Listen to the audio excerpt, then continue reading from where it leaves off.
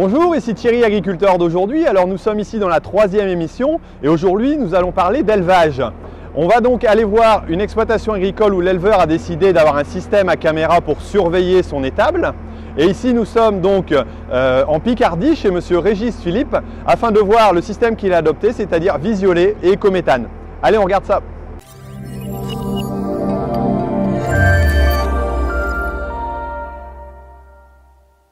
Bonjour, alors je me trouve à l'ERL Philippe. Est-ce que vous pouvez me présenter l'exploitation? Bien, bonjour à tous et à toutes. Donc, bienvenue à l'ERL Philippe à Champ-de-Ménois.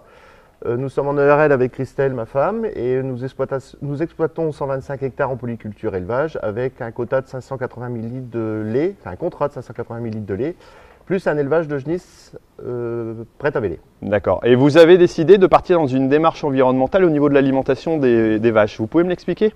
Donc oui, on a voulu s'engager dans une démarche écologique et en fait expliquer notre métier, c'est-à-dire qu'on veut utiliser, on peut utiliser des produits dans l'alimentation des vaches, tels que la graine de lin et la luzerne, pour diminuer les effets des gaz à effet de serre. Et nous sommes donc dans le projet écométhane, c'est-à-dire que nous avons un compteur qui tourne tous les mois, car nous utilisons donc ces produits-là. Et pour contrôler ceci, nous avons une analyse de lait est effectuée tous les mois par un laboratoire interprofessionnel qui, par sa méthode de calcul qui a été reconnue par le ministère de l'Agriculture, le ministère de l'Environnement et l'ONU, est validée au niveau européen. D'accord. Et est-ce que c'est une démarche qui vous permet de gagner plus ou est-ce que c'est plutôt vis-à-vis du grand public d'avoir un effet proactif? Oui, voilà. En fait, gagner plus, non, parce qu'aujourd'hui, on valorise pas notre lait pour l'effet oméga et tout ça, parce qu'en fait, le fait d'utiliser des graines de lin, on amène des oméga.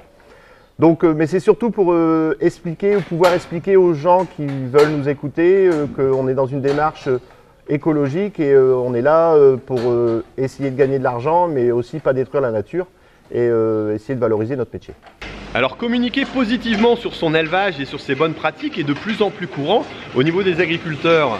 Alors on a des nouveaux youtubeurs qui sont arrivés, entre autres AgriSkippy qui présente son élevage.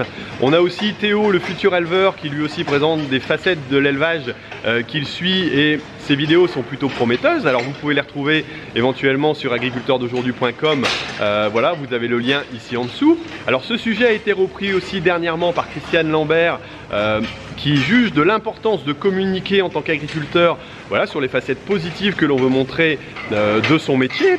Et ça me paraît vraiment très intéressant et je pense que c'est important de s'y mettre et d'avoir des actions à ce niveau-là. Alors avant de retrouver monsieur Philippe donc dans son élevage pour voir son alimentation, on va voir d'autres éleveurs, entre autres Jacques donc, qui est en GAEC avec ses deux frères à Vermelles et qui utilise lui aussi la vidéo, mais pour autre chose.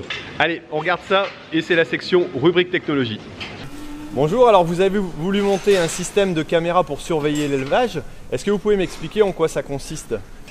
Donc j'ai mis plusieurs caméras fixes situées un petit peu partout ici dans l'étable pour pouvoir surveiller les différentes parties de l'étable. Et puis ici en face de nous, il y a une caméra rotative pour surveiller toute la grande zone du bâtiment et particulièrement ici le box de vélage. Donc ici on peut même voir aujourd'hui, on a la chance, on a une vache qui vient de véler à l'instant. Donc on pourra peut-être la retrouver dans le stocker. Dans l'historique. Donc toute l'étable est couverte par des caméras. Ouais. Donc il n'y a pas un endroit qui est... Tous les endroits sont couverts. J'ai aussi deux robots traites et c'est pareil, ça filme en permanence les robots traites. Moi j'ai mis ça parce que de temps en temps j'ai des alarmes qui ne sonnent pas et puis j'ai eu des fermetures de portes et sans savoir pourquoi. Et puis donc ça permet de tout surveiller quoi. Ça permet de tout surveiller et puis aussi de voir un petit peu, c'est marrant parce qu'au départ on ne pense pas à tout. Et puis ça permet aussi de voir le comportement des animaux quand on n'est pas là. Voilà. Et donc on peut voir la vidéo sur la télé ou sur l'ordinateur plutôt? En direct sur ordinateur, sur le smartphone ou une tablette? Tablette. Voilà, donc je suppose que c'est pratique et en déplacement ça vous permet d'aller regarder les vidéos et de surveiller les vaches même si vous êtes à quelques kilomètres. Et techniquement alors comment ça se présente? C'est facile à accéder sur le téléphone? Vous pouvez nous le montrer? C'est très rapide, c'est ça qui est bien aussi, c'est que c'est très rapide. Donc on ouvre son téléphone, il y a une application, on clique sur l'application. Bon ça c'est... Et puis hop, donc il faut être quand même en connecté au niveau internet, hein, soit en Wi-Fi, soit en 3G ou 4G. Bon en 4G c'est l'idéal parce que bah, là on peut tout faire. Donc ici on a les caméras, tous les caméras qui sont installées sur l'exploitation. Et puis aussi le DOM. Donc le DOM, on peut le diriger manuellement. Il est guidable. On appuie sur le joystick et puis après ben, on n'a plus qu'à faire glisser avec son doigt. Hop, ici on voit le veau avec sa mère. On peut, hop, on pince avec les doigts et on va agrandir. Bon, sur la tablette c'est un peu plus facile.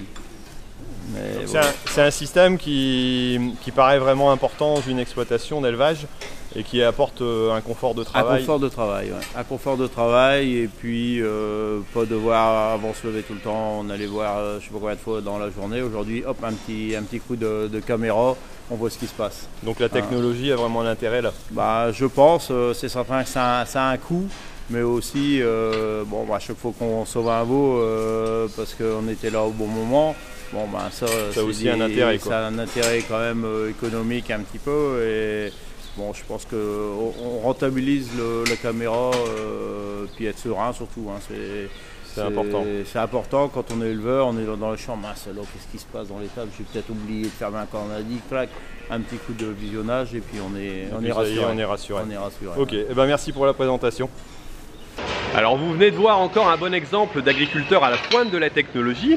Et là on va rejoindre Monsieur Philippe dans son exploitation à Hacheux en Amiénois pour aller voir comment il compose sa ration et quels sont les intérêts donc de son alimentation pour son élevage. Donc je vais d'abord expliquer la ration vache laitière. Donc ici nous nourrissons avec le maïs en silage, de la luzerne, de la paille broyée, des pulpes sèches, un peu de tourteau liquide. Et la particularité que j'ai avec Unéal, c'est qu'on fait fabriquer notre tourteau. Ça s'appelle un gala expert, c'est-à-dire que lorsqu'on en fait notre maïs, on fait analyser le maïs et suivant les valeurs qu'il sort, eh ben, on adapte le tourteau, c'est-à-dire qu'il n'est pas dans la gamme Unéal.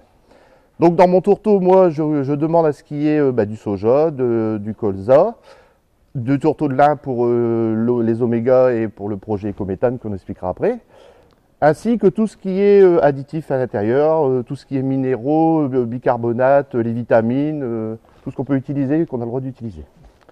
Donc on utilise ça en gros à 4 kg pour les vaches. D'accord, et donc c'est mélangé donc, avec le maïs? C'est mélangé, c'est dans la ration complète, dans la ration de base, qui est équilibrée ici autour de 30 kg. Donc les vaches, elles produisent 32 kg de lait avec cette ration de base. Et après, elles sont complémentées au DAC avec les tourteaux, des tourteaux de la gamme normale. Est-ce qu'il y a des avantages par rapport à cette alimentation et que vous avez repéré une évolution dans votre élevage? Oui, alors le fait d'utiliser le tourteau de lin surtout, donc qui m'engage dans le projet Écométhane, ça ne me permet pas de valoriser à la vente du lait. Par contre, zootechniquement, je m'y retrouve car mes vaches sont, pour moi, mieux. Elles ont du plus beau poil, elles reprennent mieux lorsqu'elles sont en fin de lactation. Le poids de carcasse a augmenté.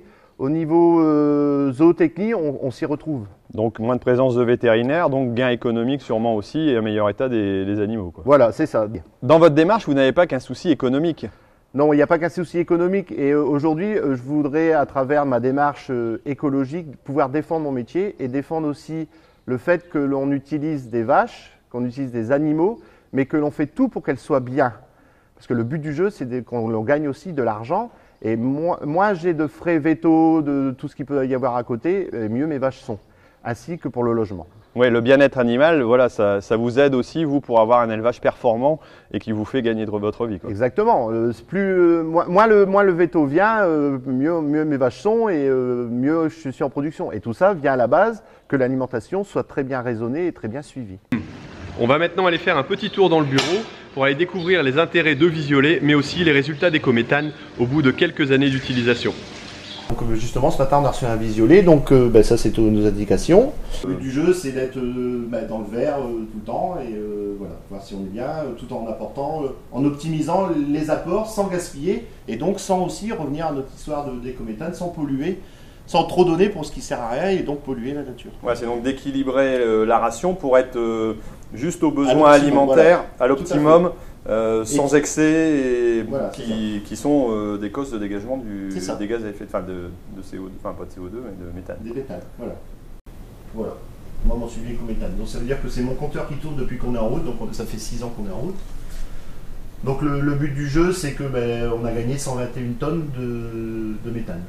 Donc c'est ce que je disais, comme ça a été validé par le ministère de l'Environnement, l'Agriculture et l'ONU et référencé par l'Europe, et ça veut dire qu'on a gagné en UFL, qu'on a été... En fait, ça fait une équivalence en UFL, en lait, en tonnes de blé qui ont été mis en moins dans la ration, par exemple. Et ce qui a fait diminuer aussi la quantité de CO2. Parce qu'il faut savoir qu'une tonne de méthane correspond à 21 tonnes de CO2. Donc il multiplie par 21 tonnes. Et ce qui fait qu'en fait, on a économisé 36 millions 500 000 de kilomètres. 956 km de voiture. Voilà, c'est ça. Et que l'on a gagné 724 tonnes de graisse saturée dans l'alimentation. Ouais, c'est des équivalents gaz à effet de serre, Voilà. donc pour avoir une mesure... En fait, c'est ce qui se passait, quand on se rappelle un peu, ce qu'il y avait après le journal de 20h de TF1, à un moment donné, juste avant la météo, où il y avait un spot publicitaire, c'est bon pour la planète. Et c'est dans cette démarche-là. D'accord. On est dans cette démarche quelque part un peu écolo, si on veut, ou tout au moins respectueuse de l'environnement. Mais respectueuse de l'environnement. Donc c'est ça le truc. Alors en plus de ces démarches, Monsieur Philippe a donc adhéré au Club Lait qui est organisé par l'UNEAL, qui permet d'échanger avec d'autres agriculteurs, éleveurs comme lui. Alors sur ces chiffres, ils vont jusqu'au coût de production, donc ce qui leur permet de savoir économiquement s'ils sont bons ou pas, mais aussi d'échanger donc sur leurs pratiques, de faire des visites, que ce soit en exploitation agricole ou même dans d'autres structures qui leur permettent de voir comment sont produits les aliments. Et donc une démarche très intéressante. Alors voilà, nous arrivons à la fin de cette émission. J'espère que vous l'avez trouvée intéressante. Et puis je vous dis donc à bientôt sur Agriculteurs d'aujourd'hui pour une autre émission ou une autre vidéo. Allez, à bientôt, salut!